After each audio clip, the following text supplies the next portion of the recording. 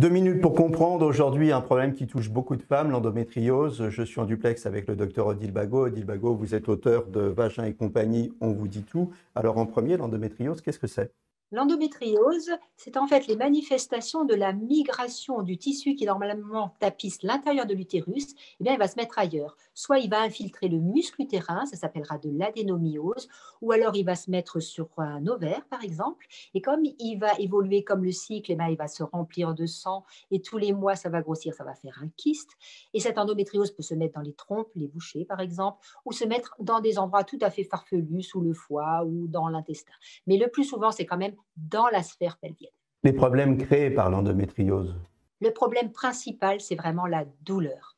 Alors, la douleur, elle commence souvent avec une douleur de règles qu'on appelle aggravée, c'est-à-dire que les premières règles, ça va à peu près, et au fil du temps, c'est de pire en pire. Les douleurs peuvent se manifester aussi au moment des rapports, puisqu'on peut avoir des nodules d'endométriose dans la paroi vaginale. On a aussi des douleurs pelviennes qui peuvent persister de manière chronique. Et puis, on peut avoir des signes digestifs, des douleurs digestives, par exemple, qui arrivent au moment des règles. À quel moment il faut consulter? À quel moment il faut s'inquiéter? Il faut s'inquiéter lorsque, par exemple, pour les douleurs de règles, pour la dysménorrhée, elles ne passent pas avec un traitement classique antalgique anti-inflammatoire ou si elles ne s'améliorent pas en prenant la pilule. Donc, il ne faut pas laisser surtout une jeune fille souffrir de ces règles, c'est inadmissible, il faut pousser l'examen plus loin. De même, pour des douleurs au moment des rapports ou des douleurs chroniques, il faut pousser l'exploration à la recherche d'une endométriose. Justement, en quelques secondes, quel type d'examen?